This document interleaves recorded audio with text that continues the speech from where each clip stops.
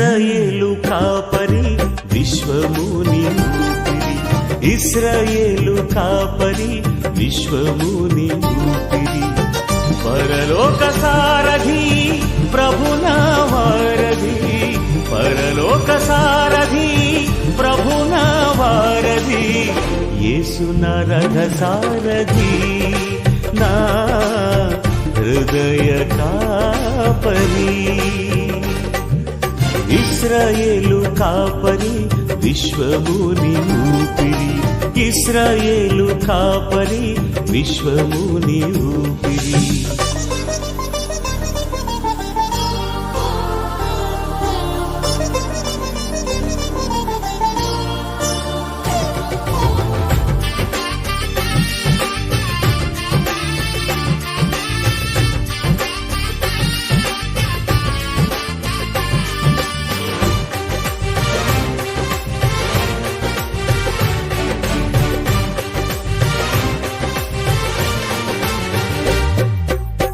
బబులోను బానిస బంధాలు తెంచి, బాధలు లేని బ్రతుకునియా,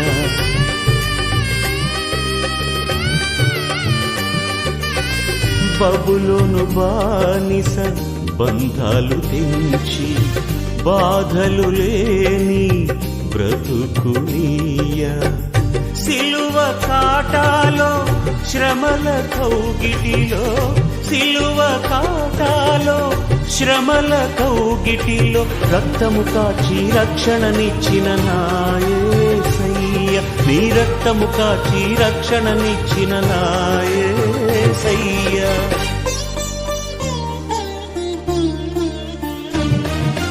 ఇశ్రాయేలు కాపరి విశ్వముని ఊపిరి, ఇశ్రాయేలు కాపరి విశ్వ. నా కోట, నేను నమ్ముకున్న నా దేవుడని నేను యెహోవాను గురించి చెప్పుచున్నాను.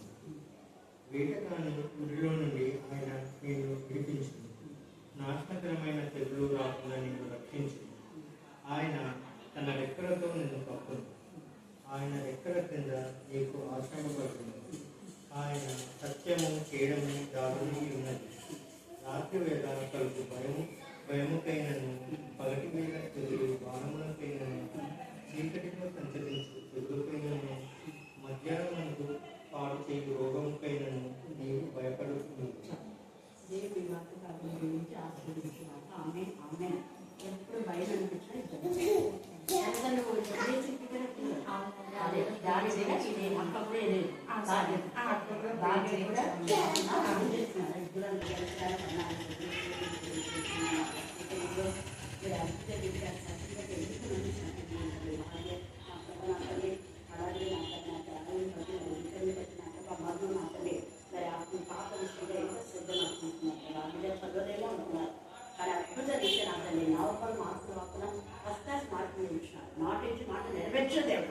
విక్రమ్ విషయంలో కూడా భయం ఆలోచన కడవడం శాతం బంధకాల నుంచి లైఫ్ వచ్చింది ఫస్ట్.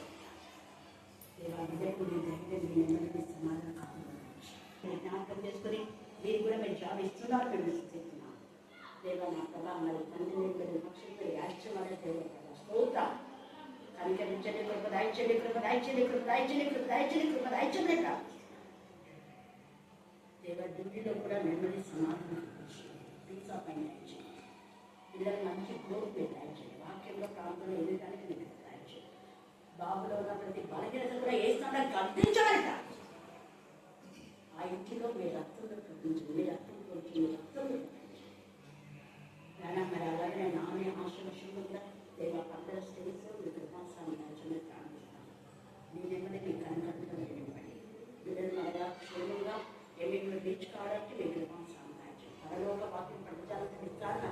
ఇక 2025లో మీ వాగ్దానం నెరవేర్చమని కాదు, వాగ్దానం ఇచ్చి వాగ్దానం నెరవేర్చలేదు. స్తోత్రం స్తోత్రం స్తోత్రం స్తోత్రం స్తోత్రం. చాలా పిల్లలు ఉద్యోగం ఇచ్చింది నేను సజీవ కూడా పత్రాలు ఇచ్చినారని మేము స్థుతించాం. కరుణాత్మకమంతా దేవా భాగ్యత నా ప్రభా, మగుకు నా ప్రభా, నా తను ఇంకా హైదరాబాద్ కొంతమందికి నా ప్రభా నేను కరుణా పెట్టిన గవర్నమెంట్ జాబ్ ఇచ్చారు, రిజల్ట్ ఇచ్చిన 9 మంది బట్టి నేను స్థుతిస్తున్నాను. 20 సంవత్సరంలో మాత్రం దేవా మీరు ఇస్తే బిడ్డలకు ఉద్యోగం పెట్టి ముందే మీకు స్థుతులు స్తోత్రం చెల్లిస్తున్నాను. మీకే వర్ణాలు చెల్లిస్తూ మమ్మల్ని మేము నజరేయులో ప్రార్థిస్తున్నాం తండ్రి. ఆమేన్, ఆమేన్, ఆమేన్.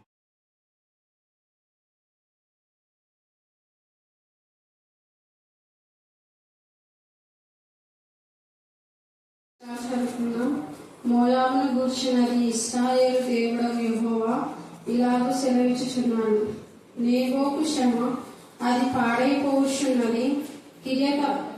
కిర్యతయిము పట్టబడినై అవమానమును నొందుచున్నది. ఎత్తైన కోట పడగొట్టబడినదై అవమానం నొందుచున్నది. ఇకను మోయాబునకు ప్రసిద్ధి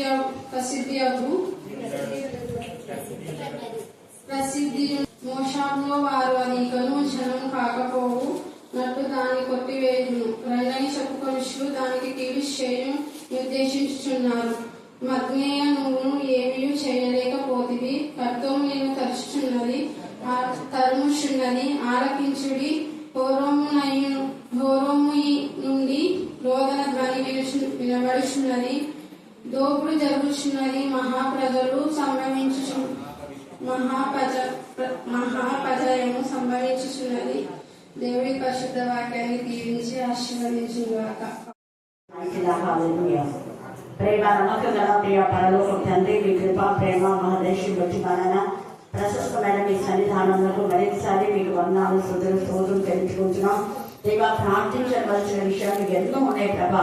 దేవుడ సమయంలో పోలేక నీ సన్నిధిలో మాత్రమే విజ్ఞాపన చేయడానికి, యాచించడానికి, కన్నీరు కాచడానికి, గోచడానికి నా ప్రభా జ్ఞానాన్ని, వివేకాన్ని మీరు దాచమని ప్రార్థిస్తున్నాం. మీ పిల్లలు సంత వీధుల్లో పడుతున్నారని మీరు సెలవిస్తున్నారు. మీ పిల్లలు మా ప్రభా అంతటే ఎక్కడంటే ఎక్కడ మా ప్రభా మరి దేవుడికి విరోధమైనటువంటి కార్యక్రమంలో ఉన్నారని మీ వాక్యంలో మీరు తేలిగా సెలవించినప్పుడు దేవా ప్రతి పిల్లల కోసం ప్రార్థన చేయడానికి మీ కృపను దాయించండి. చిన్ని పిల్లల బలహీనత మీరు లయపరచమని ప్రార్థిస్తున్నాం. యవనస్తులుగా చాలా మంది టెర్రరిస్టులు అంతా కూడా యవనులే ప్రభా. ఆ యవనులకు సహకరించే వారు కూడా యవనులే తండ్రి. అలాంటి నీచమైన ఆలోచన నుంచి మీరు విడిపించమని ప్రార్థిస్తున్నాం. చెడుకు ఎప్పుడు సహకరించని జ్ఞానం కలుగుతామని ప్రార్థిస్తున్నాం. దేవా, చెడ్డ వారి యొక్క సహవాసం అతని దుష్ట సాంగత్యం దేవా మంచి వారిని ఎంతమంది పాడు చేస్తుందని గుర్తు తెలుసుకుని దేవా జ్ఞానం కలుగుతామని ప్రార్థిస్తున్నాం. ప్రతి దృష్టిని గద్దించి బుద్ధి చెప్పి సరిదిద్దడానికి మీ కృపాను తండ్రి. భారత్ సైనికులకు మించిన మంచి జ్ఞానాన్ని, వివేకాన్ని, సమయస్ఫూర్తికి ఎంత సృష్టించ కూడా తక్కువే దేవా. మాతని భారత్ సైనిక దళమంతా కూడా నీ ఆత్మతో శక్తితో మరి ఎంతమని ప్రార్థిస్తున్నాం. దేవా, నీ గాయపనవసరం, నీ కొడి అవసరం, నీ దక్షిణావసరం, నీ పరిశుద్ధ బాహు వారికి దాయిచను కాక దేవా. నా ప్రభావంతని ఎక్కడెక్కడ మారుమూల ప్రాంతంలో ఉన్న టెర్రరిస్టులు అందరినీ నా ప్రభావ పట్టబడ్డామని మీ కృపాసాన్ని దయచేయమని ప్రార్థిస్తున్నాం. అయ్యా, మన దేశం నాశనం చేసే నాశనంతో నశించు కాక ప్రభా. దేవానందరినీ ఈ నాశనం చేసే విధానంలో నిర్దోషి ఒకరు కూడా మరణించకుండా మీకు దయచేయండి తండ్రి. దేవా, నిర్దోషులకు క్షేమస్థితి దయచేయండి. అయినా నిర్దోషులు ఒకరిని కూడా చంపకుండా మీరు ఎంతగా నా ప్రభావ తాపత్రయపడారో నా తండ్రి. సొదొమ గొమొర పట్టణాల గురించి మేము అర్థమవుతుంది తండ్రి. మీరు ఎంత ఓర్చుకున్నారే.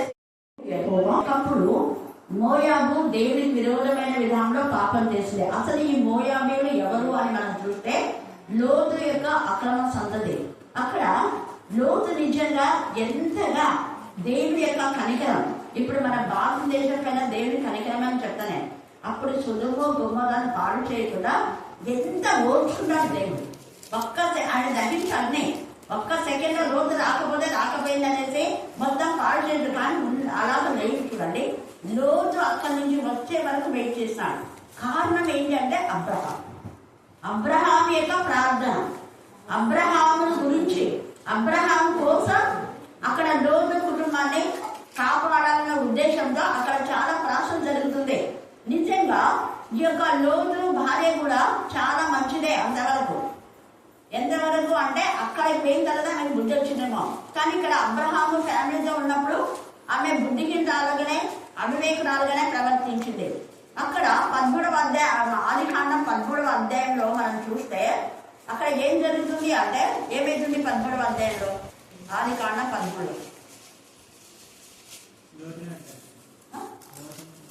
చెప్పండి, ఏముంది అక్కడ? గొడవ. అక్కడ అబ్రహాము ఏమో లోతు పాపము తనతో ఉండాలని చెప్పేసి తన యొక్క బ్లెస్సింగ్స్ అన్ని లోతుకు రావాలని, లోతు ఆశీర్వదించబడాలని లోతును ఎంతగానో సపోర్ట్ చేసి తీసుకొస్తాడు. కానీ అక్కడ 13వ అధ్యాయం 7వ వచనం చదవండి. ఆదికాండం ఒక్కరు మైకి తీసుకొని చదవమని చెప్పిన. ఎవరు చదివేటప్పుడు ఇంకోటి చదవరు. అప్పుడు అబ్రహాము పశువుల కాపరులకు లోతు పశువుల కాపరులకు ఇద్దరికి అబ్రహాము పశువుల కాపరులకు లోతు పశువుల కాపరులకు గొడవ జరిగింది. అయితే ఎవరు తగ్గాలో చెప్పండి, ఎవరు తగ్గాలి? అది ఎందుకంటే పాపం తెచ్చాడు కదా, విశ్వాస ఘాతకుడు అయిపోయినాడు. చూడండి, లోటు భార్య కన్నా జ్ఞానం ఉండాలి. మనం అదే మొదటి సమయంలో 25 మనం చూస్తే అక్కడ కూడా గొడవ అవుతుంది. ఎవరి ఈ యొక్క పశువుల కాపరులు వేరే వాళ్ళు గొడవ పడడానికి వస్తే దావీదు యొక్క పశువుల కాపరులు రాత్రంతా మేల్కొని ఆ కాపరులకు మేలు చేస్తారు. మేలు చేసినందుకు కాపరులు కృతజ్ఞతగా వచ్చి ఈ యొక్క మరి అబీగైలుతో చెప్తారు, అసలు దానియేలు యొక్క కాపర్లు రాత్రంతా మాకు ప్రాకారం ఉండి మమ్మల్ని కాపాడినారు, మేము ఈ రోజు ఇలాగ ఉన్నాం, మీ మందంతా ఇలాగ ఉందంటే వారి నుంచే. కానీ ఈ యొక్క మరి నాబాలు పనికిమాల వాడు వాళ్ళకి ఏమాత్రం సహాయం చేయలేదు అమ్మగారు అని చెప్పినప్పుడు అబీగైలు మీరు 16, 17, 26 వచ్చాను చదువుకోండి. మొదటి సమూయేలు 25వ అధ్యాయంలో చదివితే అక్కడ ఆమె చాలా జ్ఞానంగా ప్రవర్తిస్తారు. వెంటనే తన భర్త మొదటి వాళ్ళని తెలుసు, ఒప్పేసుకుంటది. దావీదుతో చెప్తది, నా భర్త మూడు వాడితో మీకేంటి, వాడిని చంపితే మీకేం వస్తుంది, ఏం రాదు అన్నట్టు, చంపొద్దు అన్నట్టుగా రిక్వెస్ట్ చేస్తుంది. అలాంటి వాడిని చంపడం ద్వారా నీకేం ప్రయోజనం ఉండదు, తర్వాత నువ్వు హత్యకుడిగా మరి పరిగణింపబడతావు, వద్దు, ఈ రోజు హత్య చేయడం మంచిది కాదు అనేసి దావీదుకు బ్రతిమాలు కొడతారు అన్నమాట. 17వ వచనం చదవండి. అయితే నా యజమానునికి అతని ఇంటి వారందరికీ వారు కీడు చేయ నిశ్చయించున్నారు కనుక ఇప్పుడు నీవు చేయవలసిన దానిని బహు జాగ్రత్తగా ఆలోచించాలా. చూడండి, పని వాళ్ళు చెప్తున్నారు బహు జాగ్రత్తగా ఆలోచించాలి అంటారు. మరి ఇక్కడ నోటి వాళ్ళు జాగ్రత్తగా ఆలోచించి ఉంటే వాళ్ళు అసలు వేరే పోయేవారు కానే కాదు. గొడవ పన్నందుకే వెంటనే అబ్రహాం గొడవ ఎందుకు అనేసి, సరే నువ్వు ముందు కొడుకో, నువ్వు ఎక్కడికి పోతే నేను వేరే చోటికి పోతా, నువ్వు తూర్పు అంటే నేను పడమరా, నేను పడమరా అంటే నువ్వు తూర్పు, ఇలాగా నువ్వు ఉత్తరం వెళ్తావా నేను దక్షిణం వెళ్తా, ఇలా అనుకుంటా. అయితే అక్కడికి వెళ్ళిన తర్వాత లోతు యొక్క భార్య కూడా తన కుమార్తెను పవిత్రమైన కన్యకలుగానే వచ్చింది. అక్కడ లోతు అంటాడు 19వ అధ్యాయం 5వ వచనం చదవండి. 19 ఆదికాండం 19:5. లోతును పిలిచి ఈ రాత్రి నీ యొద్దకు వచ్చిన మనుషులు ఎక్కడ మేము వారిని కూడినట్లు మా యొద్దకు వారిని వెలుపలి తీసుకొని రమ్మని అతనితో చెప్పగా లోతు వెలుపల ద్వారం నొద్దనున్న వారి దగ్గరకు వెళ్లి తన వెనుక తలుపు వేసి అన్నలారా, చూడండి, అన్నలారా అంటే వెదడం సిగ్గులేదు. అన్నలారా అంటే వీళ్ళు అన్నలైతే లోతు కుమార్తెలు అయినట్లే. అన్నలారా ఈ పాత్ర మీరు చేయకండి. వేరే వాళ్ళ కోసము తన కుమార్తెను పణంగా పెడుతున్నారు. అంతవరకు పరిశుద్ధంగా ఉన్నారు. పురుషుని ఎరగని స్త్రీలు నా యొక్క పిల్లలు పరిశుద్ధమైన కన్యకలుగానే పెంచుకున్నారు. పాపం చాలా బాధ అనిపిస్తుంది. భయంకరమైన ఆ పరిస్థితుల్లో ఆ ప్రాంతం అంతా భయంకరమైన వ్యభిచారం. చిన్న పిల్లలు మొదలుకొని 102 సంవత్సరాల వృద్ధుల వరకు కూడా బాలులు, వృద్ధులు, పిల్లలు అందరూ భయంకరమైన వ్యభిచారం. అలాంటి ప్రాంతంలో లోతు తన కుమార్తెను పరిశుద్ధంగా ఉంచుకున్నాడు. లోతు భార్య కూడా పరిశుద్ధంగానే పెంచుకుంది. అంత పరిశుద్ధంగా ఉన్నటువంటి తన కుమార్తెను కూడా వాళ్ళు నాశనం అయిపోయినా పర్లేదు, కానీ నా ఇంటికి వచ్చిన అతిథులు వాళ్ళు దైవదూత సమానం. వాళ్లకు హాని జరగకూడదు. లోతు ఎంత మంచి నడుస్తుంది. మనం అలా ఉంటామా? ఎవరి పిల్లలైనా పాడైపోతే నాకేమి, నా పిల్లలు బాగుంటే చాలు. ఎవరి పిల్లలైనా ఏమైతే నాకేమి, నా పిల్లలు బాగుంటే చాలు అంటాము. కానీ ఇక్కడ లోతు భార్య కానీ ఇలాగ ఆలోచించలేదు. ఒకవేళ భార్య కూడా ఏంటి నువ్వు చెప్పేది, అలాగా నా కుమార్తె నేను ఎంత పెంచుకున్నాను, నా కుమార్తెలు ఎందుకు పాడు చేయడానికి ఇష్టపడుతున్నావు అనలేదు. పరిశుద్ధమైన కన్యకలు వాడు అంత పరిశుద్ధంగా కాపాడుకొని చివరికి ఎంత నీచంగా వాళ్ళు తయారవుతారు. అలాగే కాకుండా చాలా ఉండి మనం చూస్తే అప్పుడు దేవుడు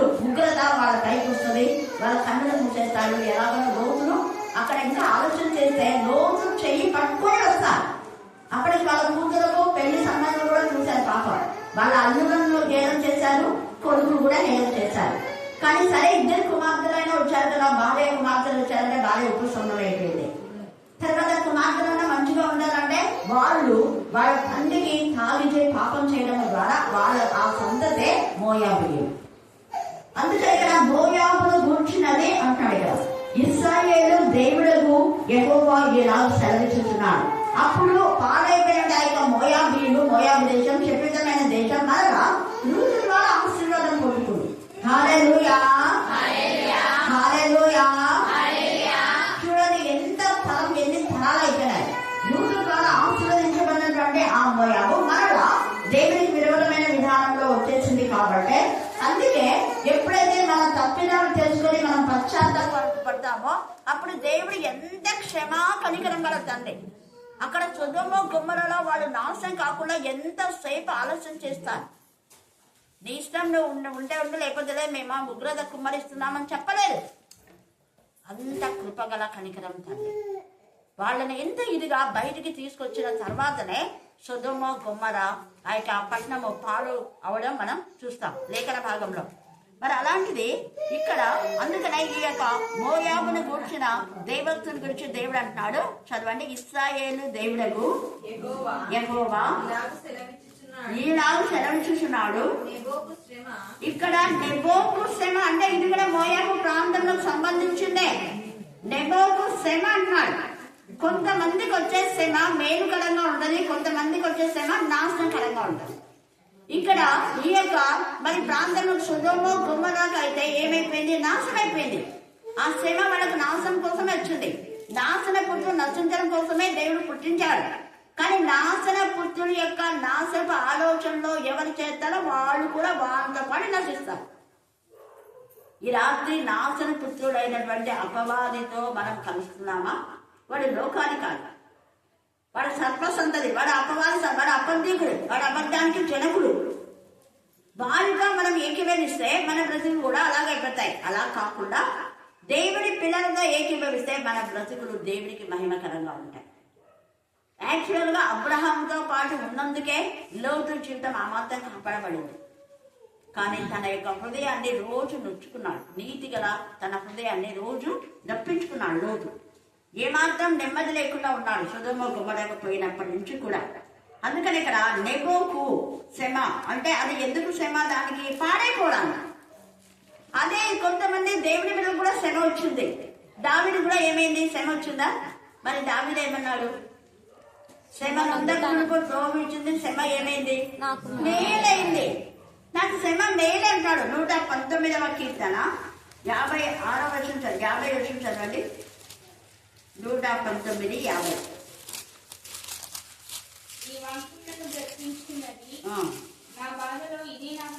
నా బాధలో ఎంత శ్రమ ఉంది కానీ వాక్యమే బ్రతుకు.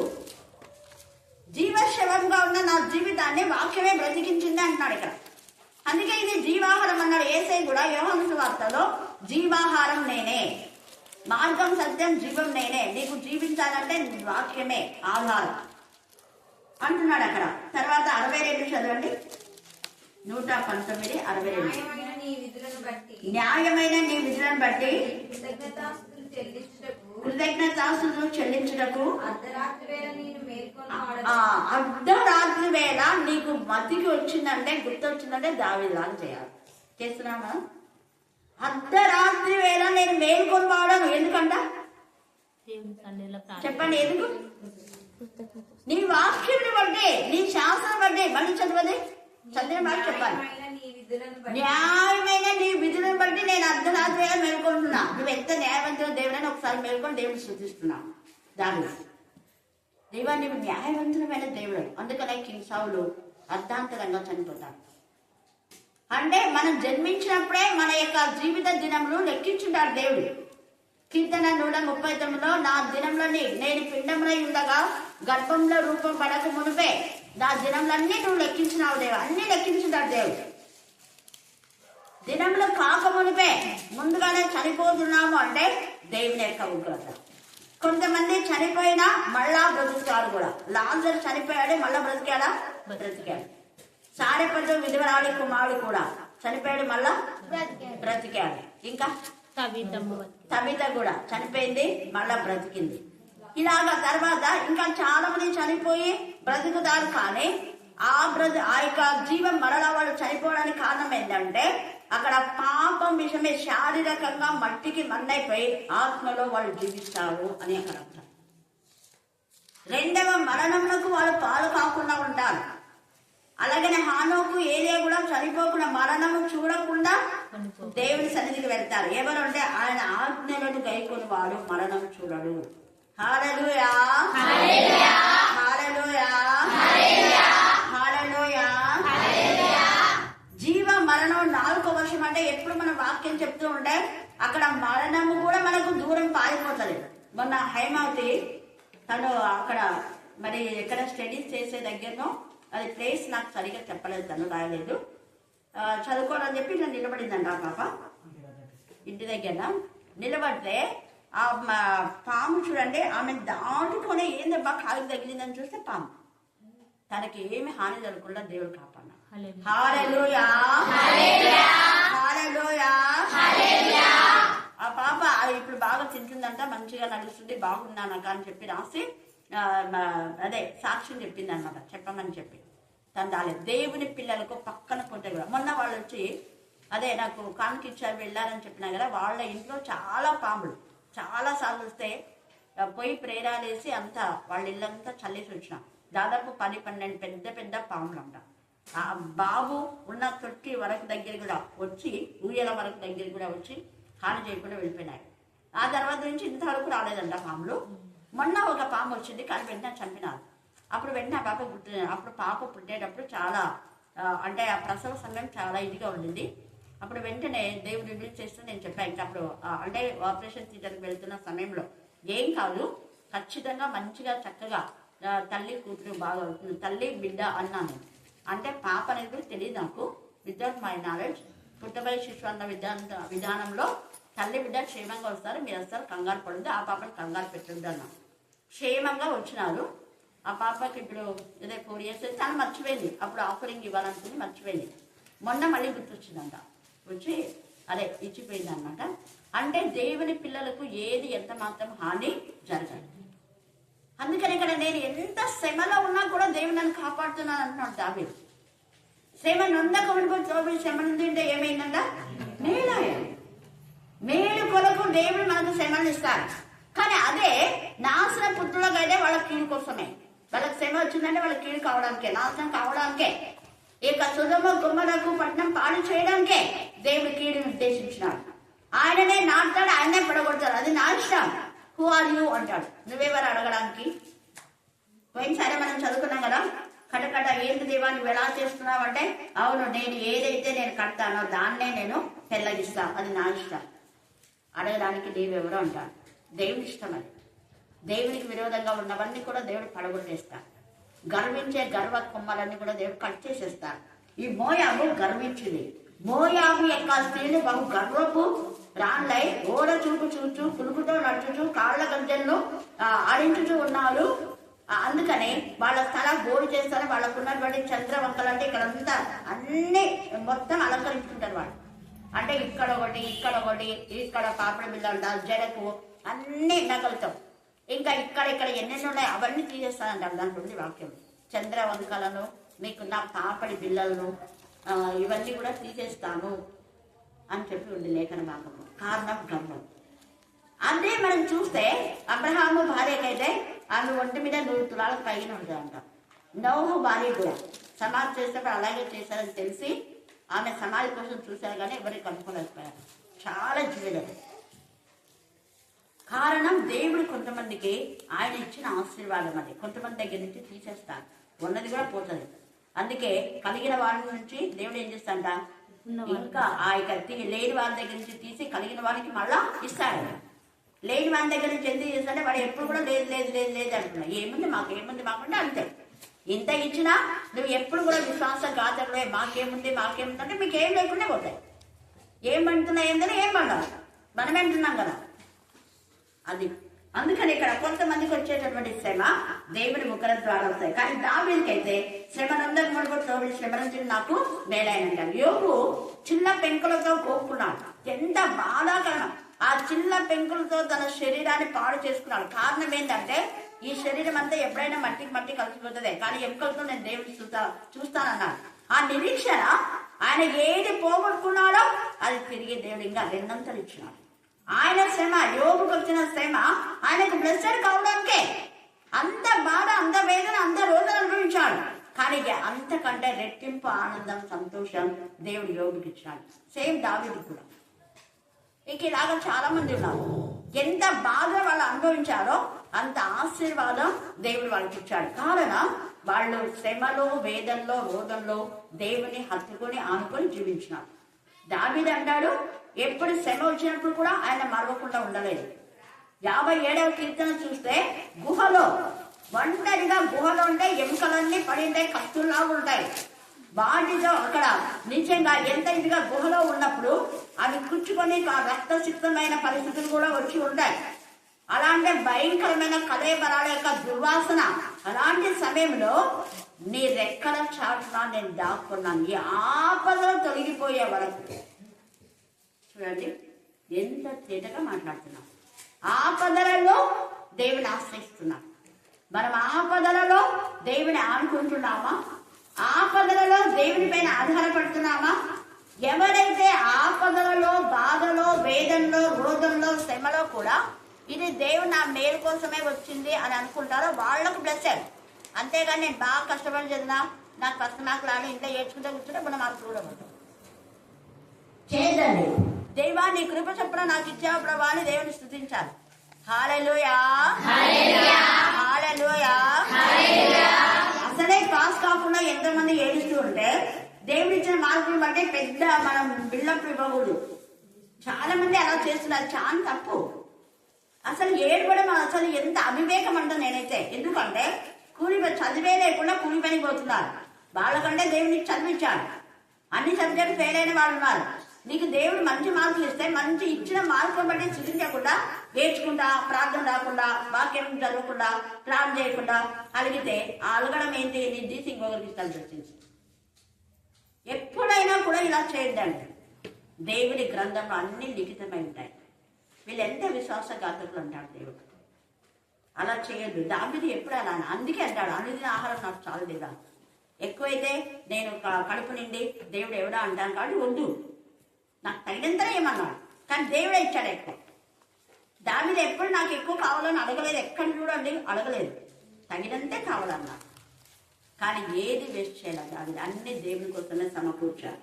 హల్లెలూయా, హల్లెలూయా.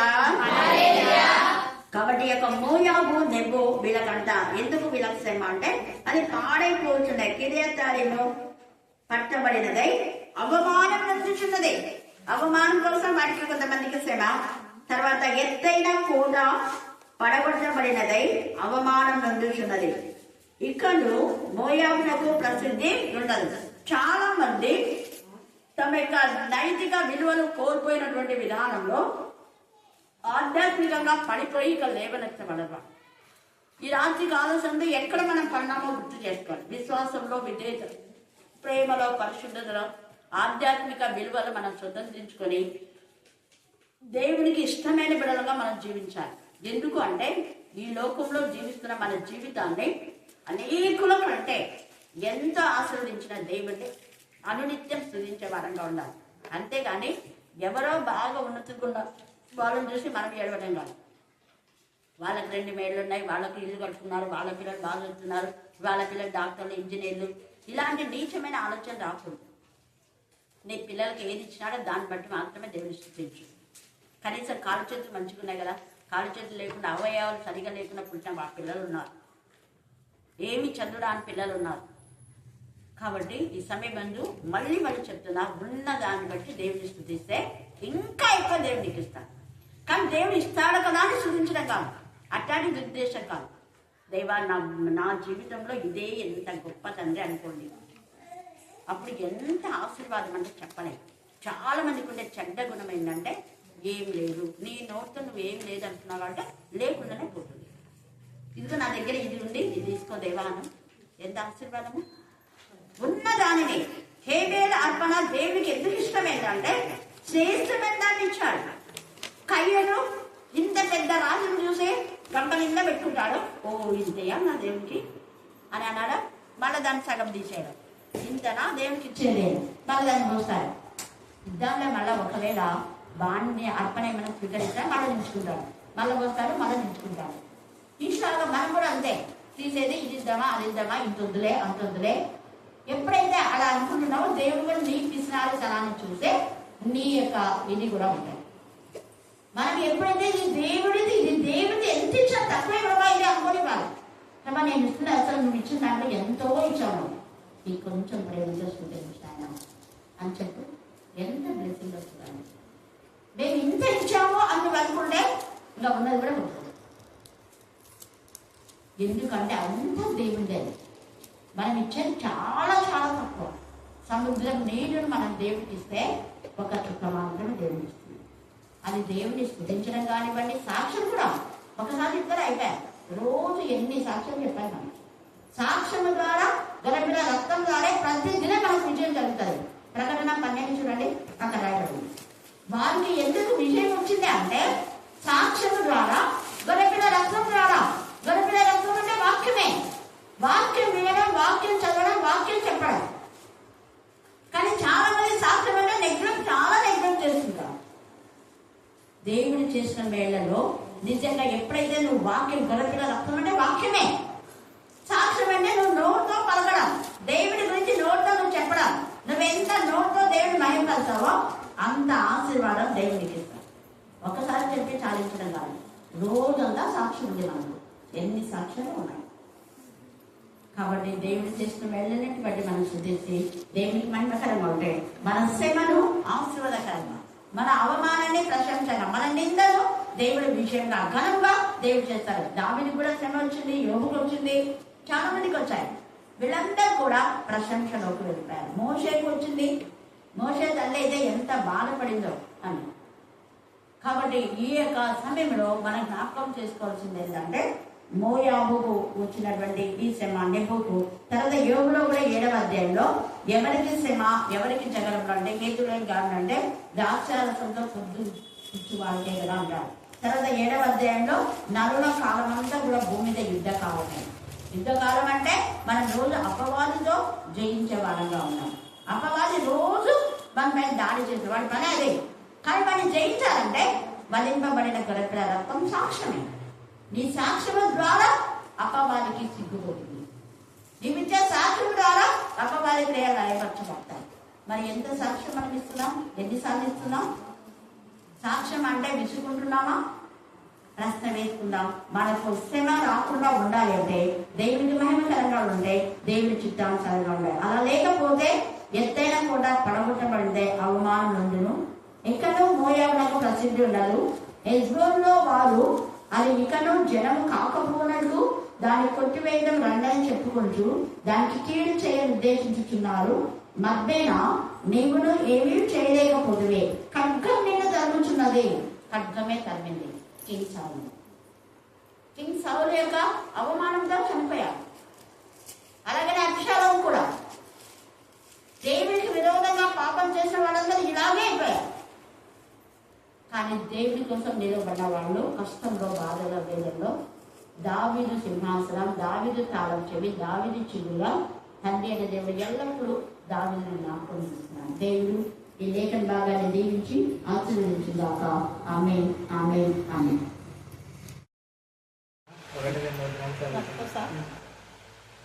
సీయోనుకు తిరిగి వచ్చిన వారిని యెహోవా చెరలో రప్పించినప్పుడు మనము కళ కనిన వారి వల్ల మన నోటి నిండా నవ్వుండెను, మన నాలుక ఆనందంతో నిండి ఉండను. అప్పుడు యెహోవా వీరి కొరకు గొప్ప కార్యం చేశానని అన్ని జనులు చెప్పుకున్నది. దేవుడి పరిశుద్ధం తండ్రి. దేవాన్ని ఎందుకు భయభక్తి గల బిడ్డలు మీరు చేయలేని తండ్రిగా అంటారు. ఈ బిడ్డ ప్రతి విషయంలో దేవా నా ప్రభా 7వ తరగతి నుంచి